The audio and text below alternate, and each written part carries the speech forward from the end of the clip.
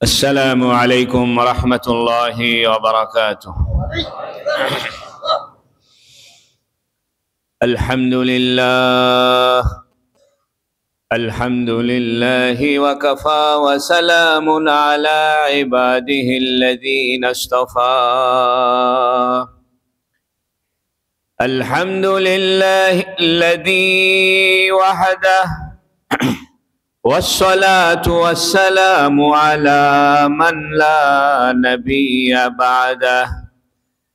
وبشانه قال جل وعلا: إن الله وملائكته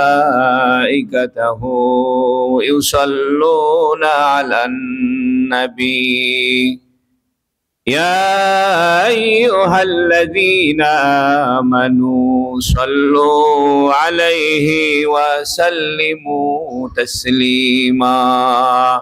اللهم صل على محمد وعلى آل محمد كما صليت على إبراهيم وعلى آل إبراهيم إنك حميد مجيد. اللهم بارك على محمد وعلى آل محمد كما باركت على إبراهيم وعلى آل إبراهيم إنك حميد مجيد. أما بعد فقد قال جل وعلا: إنا أنزلناه في ليلة القدر وما أدراك ما ليلة القدر ليلة القدر خير من ألف شهر تنزل الملائكة والروح فيها بإذن ربهم من كل أمر سلام هي حتى مطلع الفجر. وقال النبي صلى الله عليه وسلم: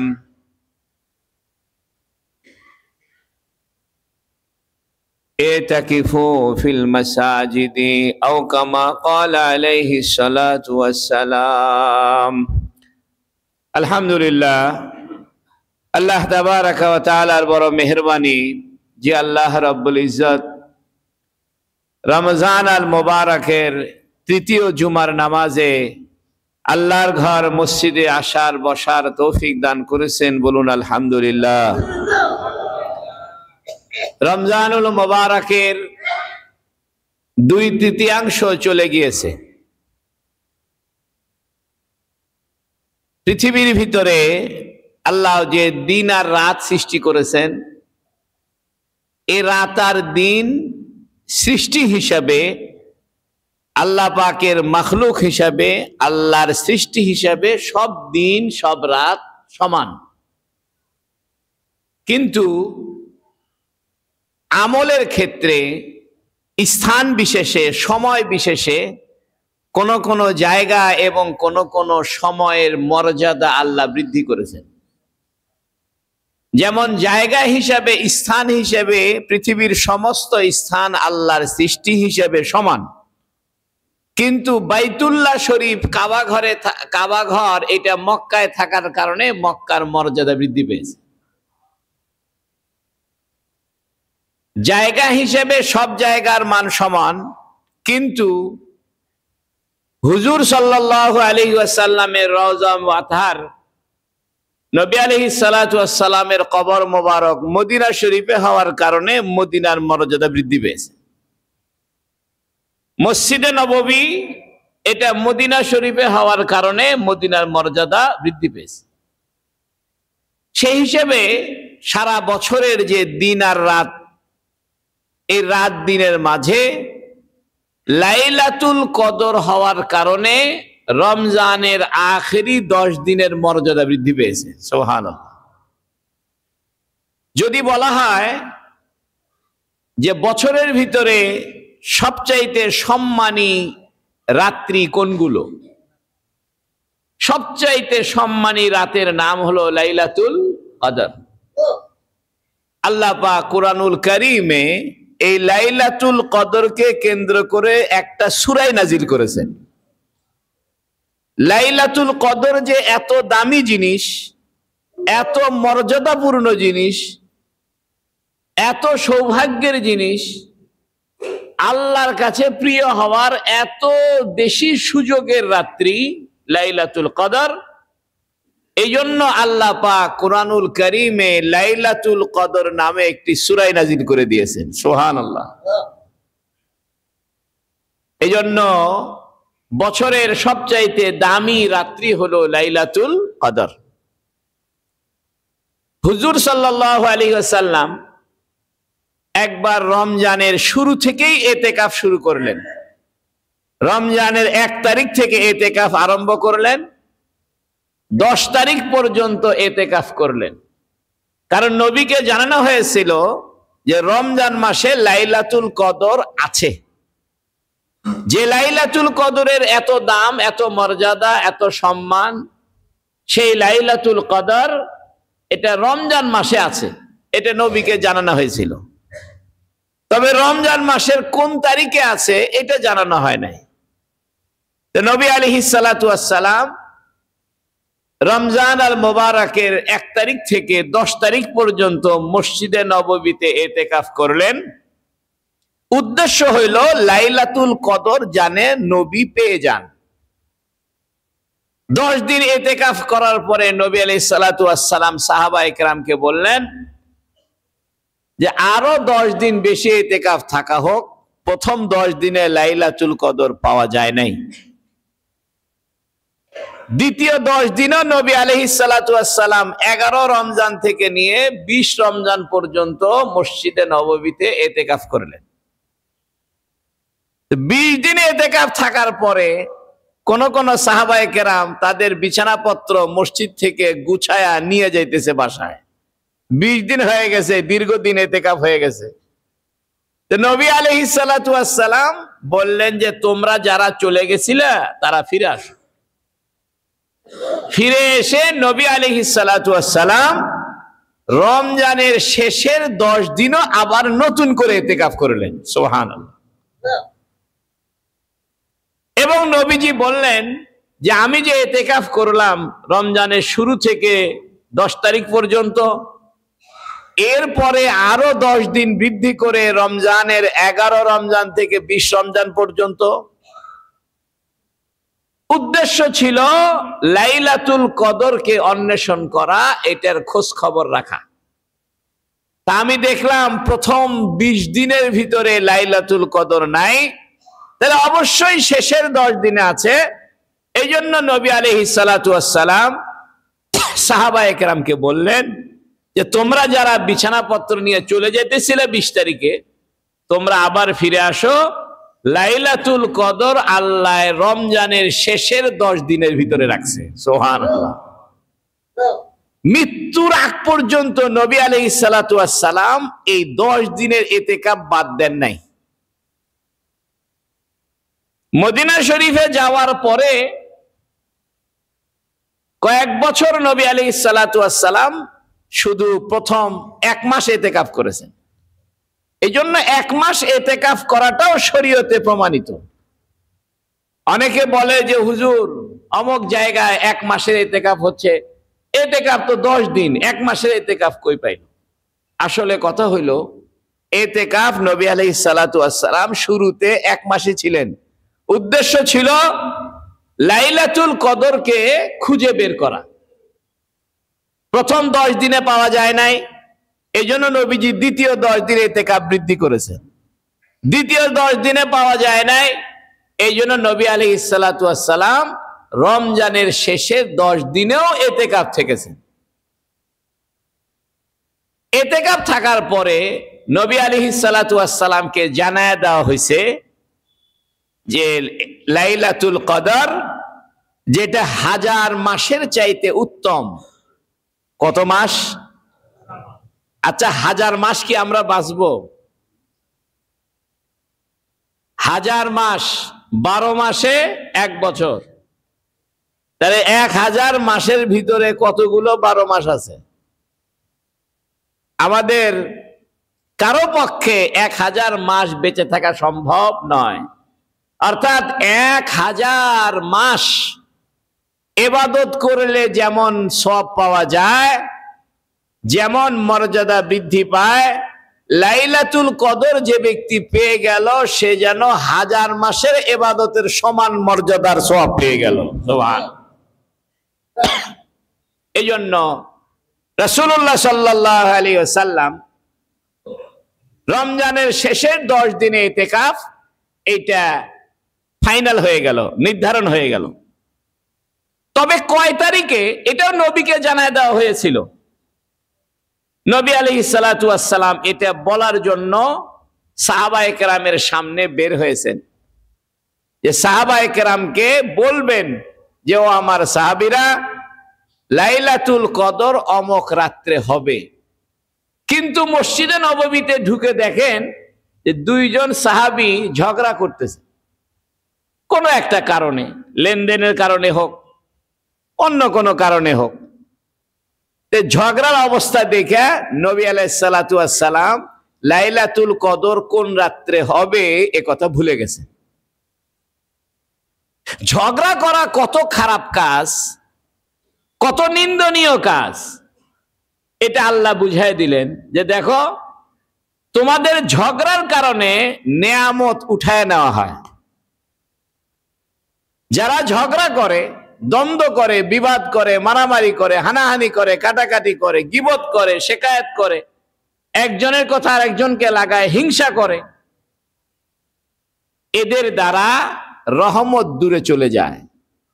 এমনি তো আল্লাহ পাকের ইচ্ছা ছিলই এরকম যে লাইলাতুল কদর কোন রাত্রে এটা প্রকাশ করবেন না। মাঝখানে একটা উসিলা ঢুকায় দিয়েছেন, ঝগড়া। আল্লাহ বুঝাই দিতে চাইতেছেন যে শোনো, ঝগড়া করা এত খারাপ কাজ, তাও আবার মসজিদের ভিতরে, তাও আবার রমজান মাসে। তোমাদের ঝগড়ার কারণে লাইলাতুল কদর কোন রাত্রে হবে এটা আল্লাহ আমাকে ভুলায় দিয়েছেন। একটা প্রশ্ন হতে পারে, নবী ভুলে যায় কিনা? হ্যাঁ, নবীরাও ভুলে যান। তবে নবীরা ভুলে গেলে আল্লাহ এর চাইতে উত্তম জিনিস স্মরণ করায় দেন। সুবহানাল্লাহ। এটা কোরআন শরীফে আল্লাহ বলেছেন, আমি যদি নবীকে কোনো জিনিস ভুলিয়ে দিই তাহলে এর চাইতে উত্তম জিনিস নবীকে স্মরণ করায়া দিই। এই জন্য নবীরা ভুলে যাওয়া এটা নবুয়তের বিরোধী কাজ নয়। অনেকে মনে করতে পারে বা বলতে পারে যে নবী যিনি হয়েছেন তিনি আবার ভুলে যান কেমনে? হয়তো কোরআনের কোনো আয়াতই ভুলে গেছেন কিনা, হয়তো এই জন্য কোরআন আর সংরক্ষিত নাই, এ কথা কেউ মনে করতে পারে।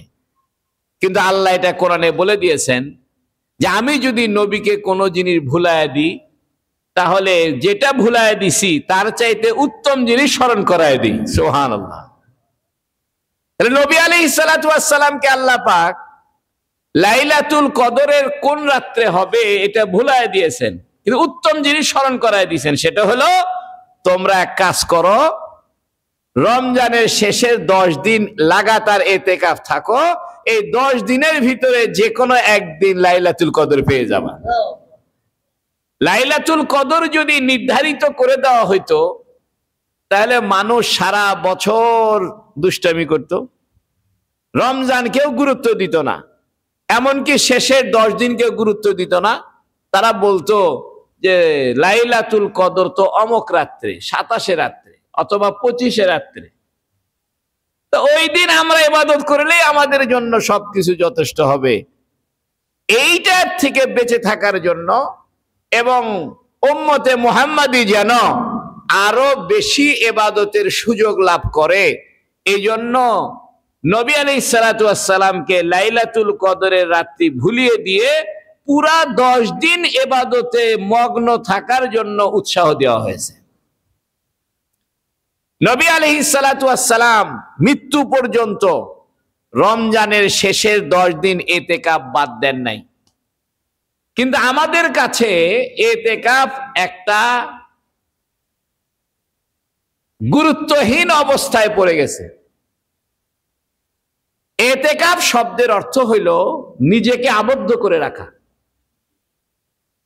কোন মানুষ যেমন স্বেচ্ছায় কারাবরণ করে আমাদের গণতান্ত্রিক রাজনীতিতে, কোন বান্দায় যেন আল্লাহকে বলে যে আল্লাহ আমি অপরাধী, আমি গুনাহগার, আমি নিজেকে আপনার ঘরে বন্দি করে রাখলাম, এর বিনিময়ে আপনি আমারে জাহান্নাম থেকে মুক্ত করে দেন।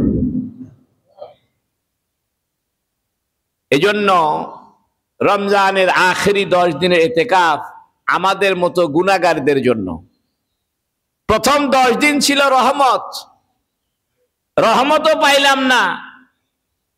দ্বিতীয় 10 দিন ছিল মাগফিরাত, আল্লাহর কাছে ক্ষমা চাওয়া, সেটাও সুযোগ হইল না। হেলায় হেলায় অবসরে অলসতা করে গাফলতি করে রমজান পার করে দিলাম। এখন যেন রমজান আর অলসতায় পার না হয়, গাফলতিতে পার না হয়, এই জন্য আখেরি 10 দিন আল্লাহর ঘরে বন্দি করে ফেলা নিজেকে। ইতিকাফের সবচাইতে বড় ফজিলত হইল যে ব্যক্তি ইতিকাফ করবে সে লাইলাতুল কদর পেয়েই যাবে। সুবহানাল্লাহ। কারণ যে ব্যক্তি মসজিদে থাকলো, রাত্র দিন 24 ঘন্টা মসজিদে থাকলো, শুধু প্রস্রাব পায়খানা আর গোসল ছাড়া, গোসলও দরকার নাই, প্রস্রাব পায়খানা ছাড়া বের হয় না, এই লোকটা যদি শবে কদর না পায়, শবে কদর আর কে পাবে? এই জন্য ওলামায়ে কেরাম লিখেছেন যে ব্যক্তি ইতিকাফ থাকলো সে যেন শবে বরাত পেয়ে গেল, এতে কোনো সন্দেহ থাকলো না। এই জন্য ইতিকাফ করা সুন্নতে মুআক্কাদায়ে কিফায়া। ফিকহের দৃষ্টিতে এটাকে বলে সুন্নতে মুআক্কাদায়ে কিফায়া। কিফায়া মানে যথেষ্ট হওয়া। যেমন জানাজার নামাজ ফরজে কিফায়া। ফরজে কিফায়া মানে কোন এলাকার কিছু মানুষ যদি জানাজার নামাজ আদায় করে সবার জন্য যথেষ্ট হবে, আর অন্যরা জানাজার নামাজ না পড়লেও গুনাহ হবে না। এটাকে বলে কিফায়া। কিফায়া কাফি হওয়া, যথেষ্ট হওয়া। তো রমজানের শেষ 10 দিন ইতিকাফ থাকা এটা সুন্নতে মুআক্কাদায়ে কিফায়া, অর্থাৎ প্রত্যেক মহল্লার জুমা মসজিদে, প্রত্যেক মহল্লার মসজিদে, যে মসজিদটা ওয়াকফ করা, আল্লাহর জন্য ওয়াকফ করা, 5 ওয়াক্ত জামাত হয়। জুমার নামাজ যদি নাও হয় তারপরেও সেই মসজিদে ইতিকাফ করা সুন্নতে মুআক্কাদায়ে কিফায়া। যদি কোনো মহল্লার কোনো মানুষ তাদের এলাকার মসজিদে ইতিকাফ না থাকে তাহলে ওই এলাকার সমস্ত মানুষ গুনাহগার হবে। আর কোন ব্যক্তি যদি কোন মহল্লার মসজিদে ইতিকাফ থাকে, যারা ইতিকাফ থাকলো না তাদের সওয়াবগুলো আল্লাহ ওই ইতিকাফ থাকনেওয়ালা ব্যক্তির আমলনামায় দিয়ে দিবে। অর্থাৎ যারা ইতিকাফ থাকবে আর থাকবে না, যারা ইতিকাফে বসে নাই, এরা যা আমল করবে এদের আমলগুলোর সওয়াব আল্লাহ ইতিকাফে বসা ব্যক্তির আমলনামায় দিয়ে দিবে। যেমন জানাজার নামাজ, যারা জানাজার নামাজ পড়েছে আর যারা পড়ে নাই, ওরা যদি নামাজ পড়তো, জানাজার নামাজ পড়তো, ওরা যে সওয়াবটা পাইতো ওই সওয়াবটা যারা জানাজার নামাজ পড়েছে এদের আমলনামায় দেওয়া হবে। আর যদি কেহই না পড়তো সবাই গুনাহগার হইতো। একই রকম ভাবে ইতিকাফ থাকা এটা সুন্নতে মুআক্কাদায়ে কিফায়া, যার যার আপন আপন মসজিদে। অনেকে দেখা যায় নিজের এলাকার মসজিদে ইতিকাফ কেহই বসে নাই, সে বেচারা চলে আসছে কারবালা মাদ্রাসায়, চলে আসছে জামিল মাদ্রাসায়, চলে গেছে সাইনবোর্ড মাদ্রাসায়। না, এই কাজটা করিয়েন না। আপনার এলাকার মসজিদে যদি ইতিকাফ কেউ থাকে তাহলে আপনি অন্য কোন মসজিদে ইতিকাফের জন্য আসতে পারেন, এই উদ্দেশ্যে যে ওই মসজিদে গেলে আমার কিছু মাসলা মাসাইল শেখা হবে, কিছু আমলের পরিবেশ ভালো পাবো, কোরআনটা মস্ক হবে, আমার সময়টা ভালো কাটবে, আলেমদের সহবতে থাকতে পারবো, তাদের সংস্পর্শে থাকতে পারবো, পরিবেশটা ভালো হবে। এই জন্য আপনি নিজের এলাকার মসজিদ বাদ দিয়ে অন্য মসজিদে আসতে পারেন, তবে শর্ত হলো আপনার এলাকার মসজিদে কেউ না কেউ ইতিকাফ থাকতে হবে। আমাদের দেশে অনেকে এরকম ভুল করে যে নিজের এলাকার মসজিদে কেউ ইতিকাফে নাই, সে চলে গেছে কারবালা মাদ্রাসায়, চলে গেছে কুমিল্লা, চলে গেছে চট্টগ্রাম, চলে গেছে ঢাকা। না, এই কাজটা জায়েজ হবে না, কারণ আপনার এলাকার মসজিদের ইতিকাফ থাকাটাই তো সুন্নতে মুআক্কাদা কিফায়া। আপনার এলাকা যদি মসজিদ ইতিকাফ থেকে খালি থাকে তাহলে সবাই গুনাহগার হবে। আপনি তাদেরকে গুনাহ থেকে বাঁচানোর জন্য হইলেও তো আপনার এলাকার মসজিদে বসা দরকার ছিল। এই জন্য হযরত মাওলানা শাহ আশরাফ আলী থানভী রাহমাতুল্লাহ আলাইহি বলেছেন, কোন এলাকার কোন মসজিদে যদি কেউই ইতিকাফ না থাকে তাহলে মুসল্লিদের উচিত হবে কোন একজন লোককে নির্ধারণ করা যে ভাই, তোমার খাওয়া দাওয়ার ব্যবস্থা আমরা করতেছি, তোমার সংসার চালানোর ব্যবস্থা আমরা করতেছি, রমজানে তুমি যে ইনকাম করতে সেই ইনকামের পয়সা আমরা দিচ্ছি, তারপরেও তুমি মসজিদে ইতিকাফ থাকো, আমাদেরকে গুনাহ থেকে বাঁচাও। এত বড় একটা দামি ইবাদত সুন্নতে মুআক্কাদা কিফায়া, আমাদের জীবনে অনেক মানুষ সারা জীবনে ইতিকাফই করে নাই, এরকম আছে কিনা? হাজার হাজার মানুষ খুঁজে পাওয়া যাবে তার বয়স 40, 50, 60 বছর হয়ে গেছে, জীবনে সে রমজানের 10 দিন কি থাকে না, ইতিকাফ থাকে না। এতই ব্যস্ত, ব্যবসার জন্য ব্যস্ত, দুনিয়ার জন্য ব্যস্ত, এত ব্যস্ত, সব ব্যস্ততা শেষ হয়ে যাবে জানটা বাইর হইলে। আপনি মনে করতেছেন যে আপনি ছাড়া ব্যবসা চলবে না, ভুল কথা। আপনি এখনই মারা যান, সব ঠিকঠাক মতো চলবে। আপনার মনে হইতেছে আমি মারা গেলে আমার ছেলেরা এগুলা পারবে না, আপনার মনে হইতেছে আমি না থাকলে এই কাজ হবে না। আচ্ছা, আপনি যখন দুনিয়াতে জন্ম নেন নাই তখন ওই কাজ দুনিয়ায় ছিল না? ছিল। আমি মারা গেলেও ওই কাজ চলবে, বরং আরো ভালো চলবে। নতুন নতুন টেকনোলজি আসবে, আপনার ছেলে নতুন বুদ্ধি বাইর করে নতুন ব্যবসা করবে, যদি ছেলে ভালো হয়। এই জন্য আমি আপনাদেরকে আহ্বান জানাবো, প্রত্যেক এলাকার মসজিদে ইতিকাফ থাকবেন, এটা সুন্নতে মুআক্কাদা কিফায়া। কোন মসজিদ যদি ইতিকাফ থেকে খালি থাকে, এলাকার সমস্ত মানুষ গুনাহগার হবে।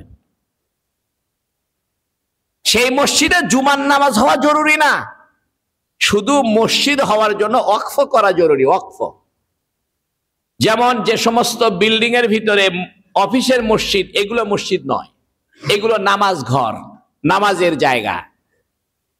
যে সমস্ত মসজিদের এখনো দলিল ওয়াকফ করে দেওয়া হয় নাই, আল্লাহর রাস্তায় পরিপূর্ণ দান করে দেওয়া হয় নাই, এগুলো আসলে মসজিদ নয়, এগুলো নামাজের ঘর। আপনি স্টেশনের নামাজ পড়লেন, বাস স্ট্যান্ডে নামাজ পড়া যে কথা, আর ওয়াকফ ছাড়া মসজিদে নামাজ পড়া একই কথা। তবে যে মসজিদ ওয়াকফ হয়েছে ওই মসজিদে যদি জুমার নামাজ না হয় তবুও ইতিকাফ করতে হবে, শুধু 5 ওয়াক্ত নামাজ হইলেই। তবে জুমার নামাজের জন্য আপনি ওই মসজিদে যাইতে পারবেন যে মসজিদে ইতিকাফ, যে মসজিদে জুমা হয়। অর্থাৎ আপনি যে মসজিদে ইতিকাফ আছেন ওই মসজিদে যদি জুমার নামাজ না হয় তাহলে আপনি শুধু জুমার নামাজ পড়ার জন্য আশেপাশের মসজিদে যাইতে পারবেন। আলহামদুলিল্লাহ, প্রত্যেক বছরের ন্যায় আপনাদের সহযোগিতায়, দান খয়রাতে পরিচালিত এই কারবালা মাদ্রাসা মসজিদে আলহামদুলিল্লাহ যতদিন এই মসজিদ হয়েছে ততদিন এই মসজিদে ইতিকাফ চালু আছে, বলেন আলহামদুলিল্লাহ। আমাদের এই মাদ্রাসার মসজিদে প্রায় 90 থেকে 100 জন মানুষ ইতিকাফ করে। এটা একটা বড় সৌভাগ্যের বিষয়। এখানে আমলের পরিবেশও ভালো। তবে কয়েকটা বিষয় আপনাদের কাছে অনুরোধ করি। 1 নম্বর বিষয় হলো, ছোট বাচ্চারা ইতিকাফে আসবেন না। কমস কম বালেগ হয়েছে 17-18 বছর হয়েছে, এইরকম বাচ্চারা আসবে, একদম 5-এ পড়ে, 6-এ পড়ে, ক্লাস 4-এ পড়ে, এরা পর্যন্ত চলে আসে এবং পরিবেশটা নষ্ট করে। এই জন্য অল্প বয়সের বাচ্চারা আপনারা এতেকাফে আসবেন না, বাসায় ইবাদত করেন, পরিবেশটা নষ্ট না হয়। 2 নম্বরে মোবাইল ফোন আনবেন না, টাচ মোবাইল। এতেকাফে আসছেন কিন্তু সারাদিন মোবাইল ব্যবহার করে, বাসায় কথা বলে, তারপরে কি বলে ফেসবুক দেখে, তারপরে ইউটিউব টিপাটিপি করে, এইগুলো করতেছে। আপনি নিজেকে বন্দী করলেন আল্লাহর ইবাদতের জন্য, আল্লাহর সন্তুষ্টির জন্য, আর আয়সা আপনি আবার সেই আগের মতো মোবাইল ব্যবহার করতেছেন, তাহলে ইতিকাফ থেকে লাভটা কি হলো? এই জন্য 1 নম্বরের অনুরোধ, ছোট বাচ্চা এদেরকে পাঠাবেন না। 2 নম্বরে মোবাইল ফোন ইতিকাফ করা অবস্থায় ব্যবহার নিষেধ করবেন না। হ্যাঁ, বাটন ফোন থাকলো, প্রয়োজনের খাতিরে ফোন করলেন, বিনা প্রয়োজনে ফোন করাটাও তো ইতিকাফের পরিপন্থী। 3 নম্বরে অনেকে আছে নফল ইতিকাফ করে, সারাদিন বাইরে কাজ করে, রাত্রে এসে ঘুমায় আর খায়, এটাও করবেন না, এটাও নিষেধ, কারণ এর দ্বারা পরিবেশ নষ্ট হয়।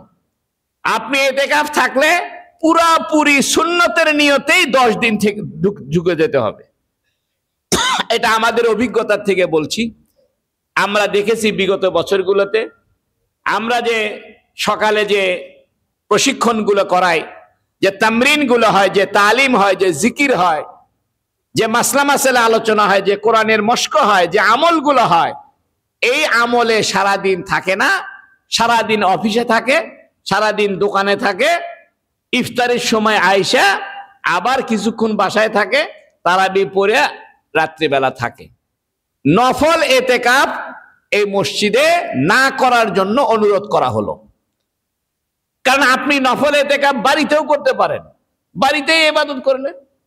কারণ আমরা যে এখানে মাদ্রাসার পক্ষ থেকে সেহরি ইফতারির ব্যবস্থা করা হচ্ছে, একটা সুন্দর ব্যবস্থাপনা করা হচ্ছে, এটার উদ্দেশ্য হইল যেন মানুষের ভিতরে এই 10 দিনের মাধ্যমে দ্বীনের একটা সহি বুঝ, দ্বীনের উপরে চলার একটা যোগ্যতা, কোরআন সহি করা, কিছু মাসলা মাসাইল জানা এবং ইসলামের একটা বুঝ যেন সে হাসিল করে।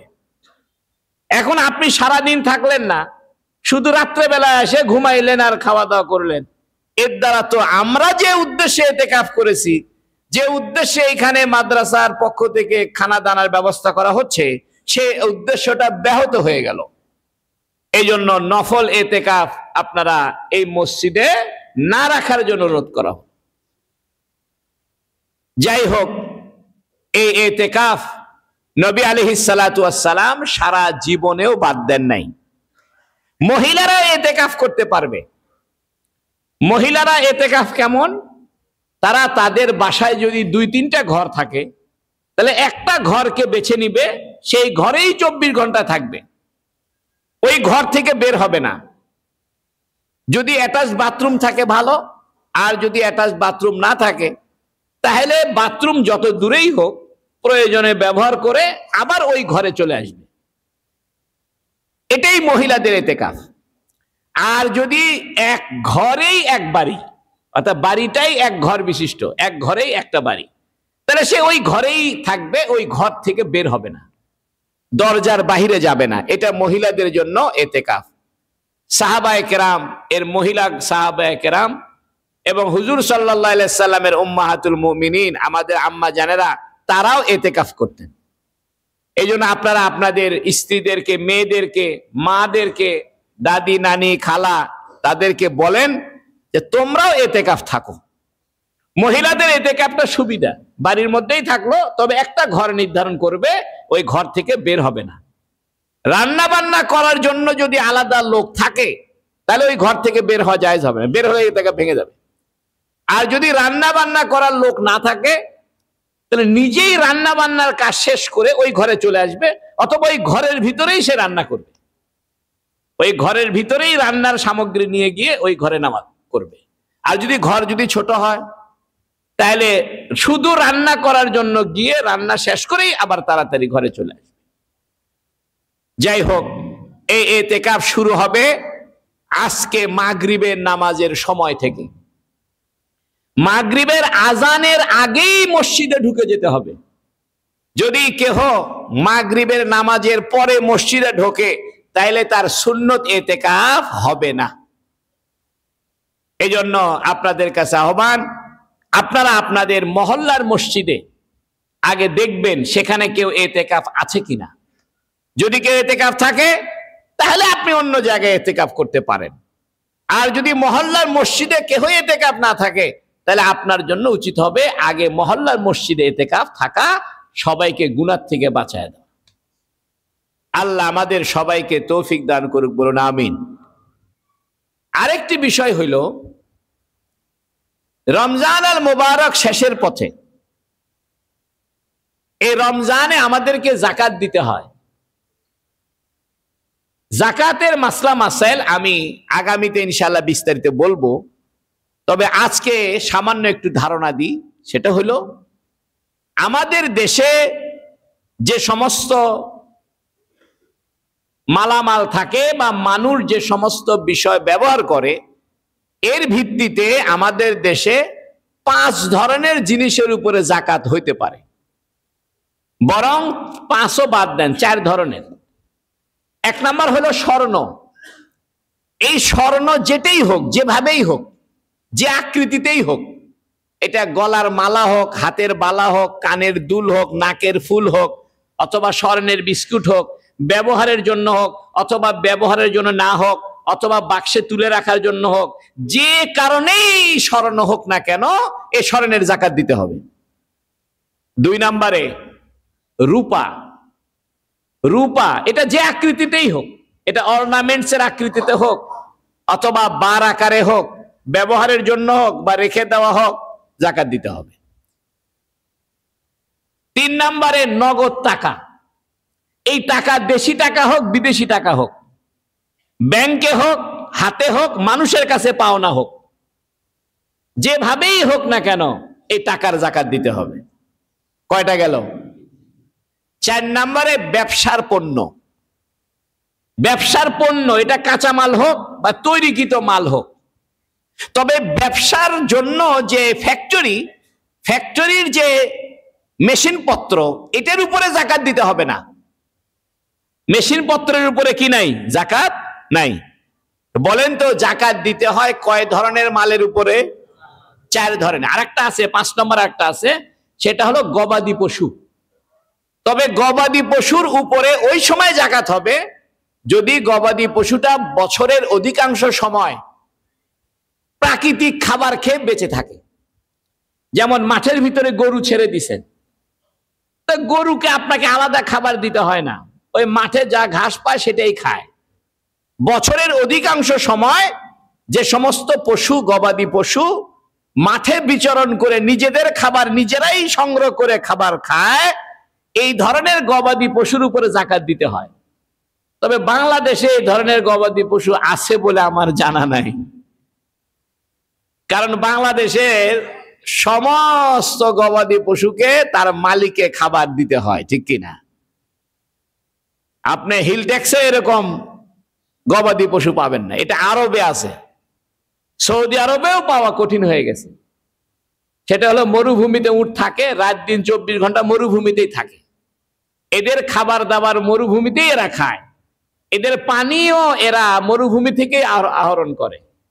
এই ধরনের পশুকে সায়েমা বলে, সায়েমা আরবিতে। আমাদের দেশে যেহেতু এই ধরনের পশু নাই, অতএব ওইটার আলোচনা বাদ। বলেন তো জাকাত আসে কয় ধরনের বস্তুর উপরে?